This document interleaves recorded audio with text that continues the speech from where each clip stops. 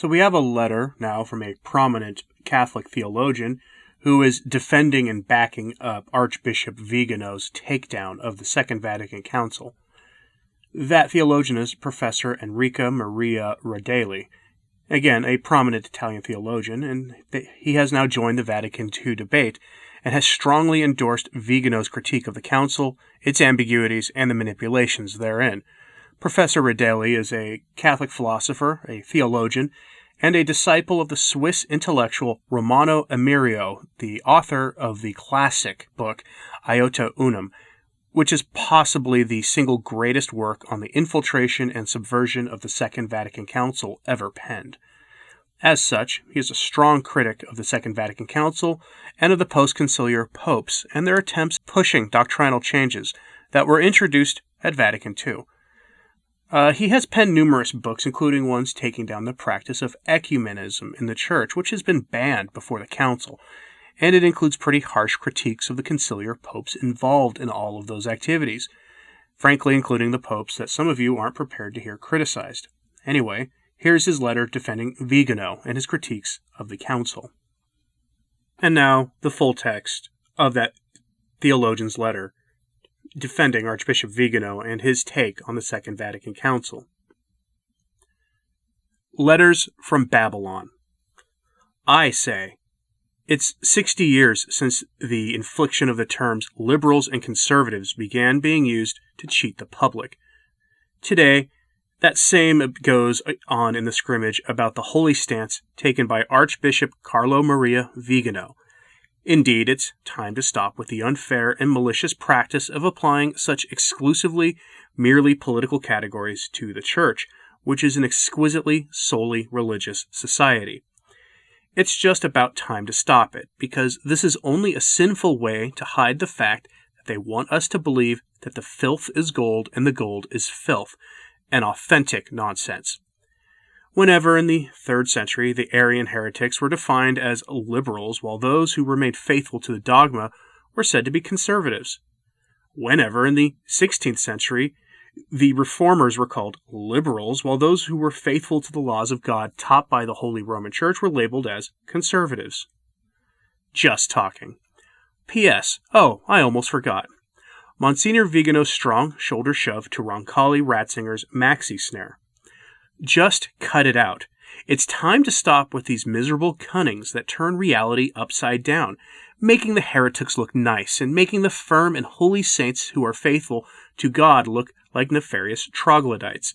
The so-called liberals are nothing but those who summarize in their perverse doctrine a jumble of the worst heresies that merged into modernism. By contrast, the so-called conservatives are simply those Christians who remain faithful to the dogma and to the true and holy pre-Montinian liturgy at the risk of falling out with the world, popes included. Even in the contemporary case of the strong and severe stance taken by Archbishop Carlo Maria Vigano on the Second Vatican Council, which is actually the only rightful stance to take, he is not to be labeled as a conservative, but is rather to be considered a Christian who is faithful to the dogma, while the popes who called, led, defended, and still defend that perverse assembly are not to be deemed good and valiant liberals, but rather popes who are unfaithful to the dogma. In this specific case, precisely modernist and neo-modernist popes. The question is that these fake categories must be replaced by the true ones. Enough with the subterfuges. Leave the heresy to the heretics and the truth to the faithful. The only acceptable categories in the context of a doctrinal debate inside the Roman Catholic Church are heretic, for those who don't adhere to the dogma, and to the pastoral magistry intimately connected to it, as is taught by the dogmatic magistry, and the Catholic, for those who adhere to it. There are no more categories, and those used today are mere falsehood. That's not all. Stop talking about hermeneutics, too, another trick that we have to tolerate as if it were our duty to hang from the lips of the Frankfurt School like the good teacher's pets of Pope Ratzinger, who made of hermeneutics and historicism his polar stars. Let's take again in our hands the metaphysics, the only Catholic science, the only concrete methodology, the only rational philosophy, so that we may again and finally witness firsthand, after almost 60 years of a dark hermeneutical and historicist night, the true reality of the Church, before we will land face first on it because of the contemporary horrible reality that plagues the Church. It will be too late then. None of the documents, the decrees, and the anathemas produced by the 20 ecumenical councils of the Church has ever needed to be sifted by anybody's interpretations, since the dogma doesn't allow it, being too clear to be interpreted, no matter what Cardinal Brandmuller may affirm about it. Furthermore, it's about time to stop talking of the much more muddled, convoluted, and twisted hermeneutics mentioned by Pope Ratzinger in his utterly grievous address to the Roman Curia of the 22nd of December, 2005, where he said the hermeneutic of reform, he remarked in those reflections of his, of renewal in the continuity of the one subject, the Church. Please, somebody give as a gift to the much august author, who is more and more in danger of such a convoluted conceptualism, and invite him to read as soon as possible The Emperor's New Clothes, a beautiful fairy tale by Andersen that could suggest to him the reasons why he should end his decades-long effort, whose insistence is rather worthy of much better goals, to produce, one after the other, only soft feathery pillows whose unique utility consists in allowing him to lay his head, which is profoundly thirsty for peace, and his exhausted elbows on them, so to be able to sleep quietly in the middle of the uproar of the world. So much for the lightning bolts of Ezekiel 13:18, the holy word of God. The hermeneutics of reform in the continuity is scanning the terms one by one.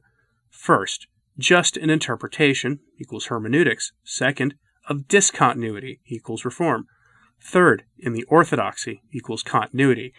It is therefore an opinion, a working hypothesis. It is nothing more than an opinion about a vague concept that pretends to be in continuity with the sound development of the dogma, while at the same time reforming it, thus wishing to be at the same time its very opposite, and the total sum of everything, that is, to be something and its absolute contrary, however without letting it be noticed, without unveiling the conflict, the contradiction, the harshest war, up to their ultimate essence, between both things. Ratzinger. Oh, Ratzinger, when will you stop tangling yourself up in the piles of white, soft feathers only in order to see the blood of redemption that flows around you? And so, who knows, maybe even save yourself. The address to the Roman Curia is way too much famous. It is quoted again and again. Many hosannas are sung to it because in its simplicity. Hermeneutics of continuity, yes. Hermeneutics of rupture, no. It seems to solve all the impervious, long-standing problems generated and never solved by the Second Vatican Council. However, no one penetrates beyond the surface of those lines in which their most august author allows their perpetration of a very serious crime.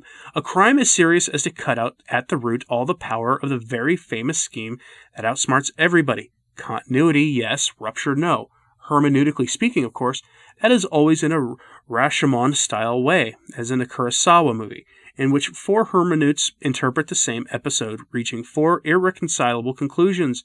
Interpretation is reality. All right, but which interpretation?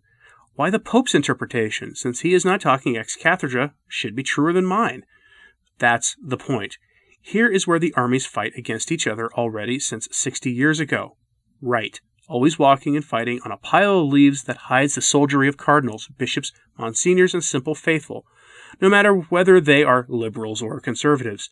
The great snare that makes them all fall in one pothole, obligingly, because any one of them has been well trained by the clerical regime. And I say anyone because no one of them manifests the public necessary opposition which is due. No one except now the aforementioned Archbishop Carlo Maria Vigano. However, why, after the very same Emirio in his Iota Unum, and successively, repeatedly, the undersigned in his own books, pointed out that even the neoterics remorselessly, shamelessly, and bluntly admitted it. See Father Skillebeck's, who writes, "We express it in a diplomatic way, but after the council we will draw the implicit conclusions." Why on earth, I ask, everybody still keeps refusing to face the facts and to stop accepting this conciliar maxi snare of ambiguity?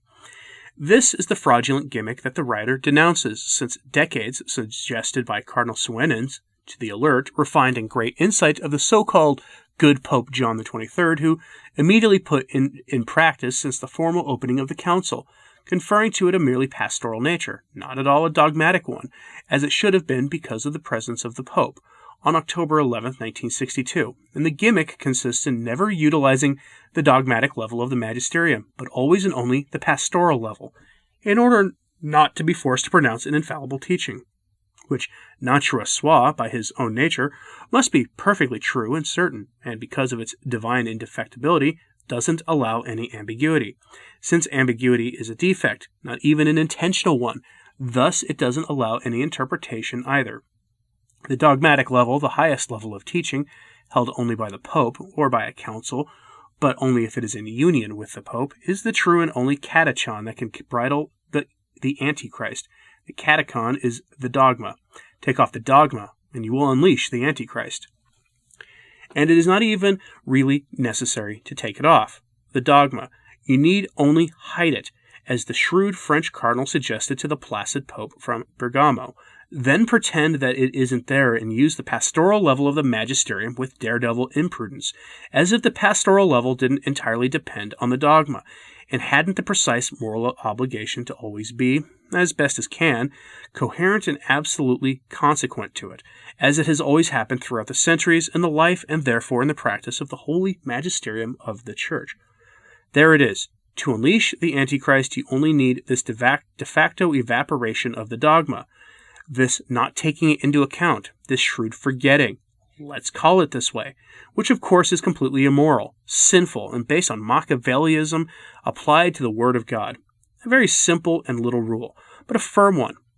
If, for example, the Pope called a council to which he denied any faculty to enunciate a locutio ex cathedra, e.g. by prescribing to it a magisterial level called pastoral, the definitions that the Pope would put forward in such a council would never run the risk, let's call it this way, of being infallibly true.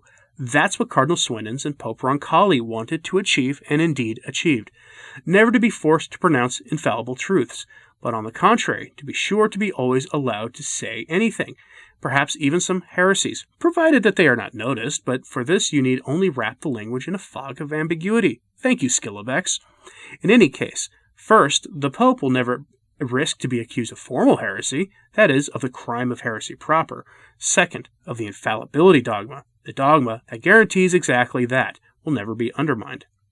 In order to know every detail about this maxi snare, I invite the reader to peruse my All'attacco Cristo Vince, Charge, Christ Wins. That can also be ordered from the writer. It's published by Ore Domus Press. This perverse device is the engine, the pivot, the material cause and the efficient cause, the genius absconditus, the hidden demon of the abnormal and empty modernist building which the Church has now turned herself into.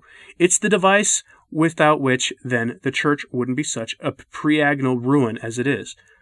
Modernism wouldn't have succeeded in ousting truth from the highest throne, and the bride of Christ would be today more splendid, holy, and glorious than ever.